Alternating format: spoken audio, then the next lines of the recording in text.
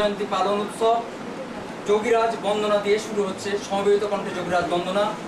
আপনারা সবাই এই সমবেত কণ্ঠে যোগীরাজ বন্দনায় অংশগ্রহণ করবেন।